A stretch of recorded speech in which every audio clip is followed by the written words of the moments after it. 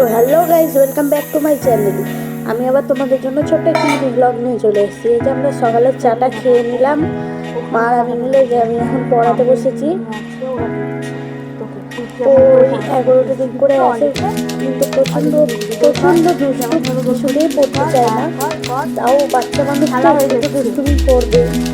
দেখতেই পাচ্ছ আমি ভিডিওটা অন করেছি বলে কীভাবে ফোনের দিকে তাকাচ্ছে, আর এইদিকে হরলিক্স খাচ্ছি ওকে।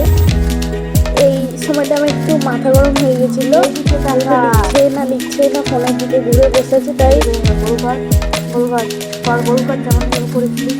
দেখছো কন্টিনিউ ফোনের দিকে তাকিয়ে গেছে, তাও কেমন করে।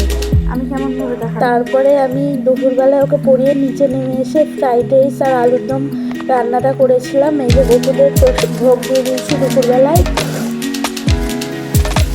সরি, এখন আমি ওদেরকে খাইয়ে দিব।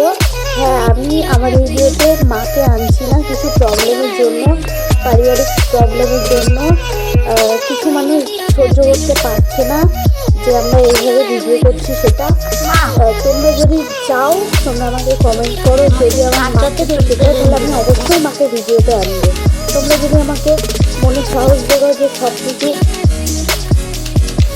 পিছনে ফেলে তুমি মাকে নিয়ে এগিয়ে যাও, তাহলে আমি অবশ্যই ভিডিওতে আনবো। আর জানি তোমরা আমাকে ভালোবাসা অনেক দিচ্ছ, এইটুকু পাওয়ার হয়তো আমি যোগ্য না, আমি কারোর ভালোবাসায় পাওয়ার যোগ্য না, কিন্তু তোমাদের ভালোবাসা যেটুকু পাচ্ছি আমি সত্যি অনেক ধন্য। এই যে মা আমাকে রাত্রেবেলায় মাথায় তেল দিচ্ছে, তাও আবার সরষের তেল, ভাবা যায় এই দুনিয়ায় সরষের তেল। এই যে কিন্তু লাগছে না বলে মা এখন তেল দিয়ে আজকে দিচ্ছে। মা এখানে বলছে যে সরষের তেলই খাতি তেল।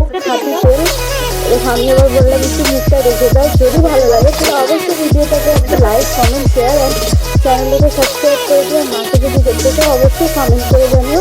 এই যে সন্ধ্যেবেলায় আমি ওদের ঘুম থেকে তুলেছিলাম, তোলার পর আমি ওদের ভোগ দিয়েছিলাম লুচি আর আলুর তরকারি।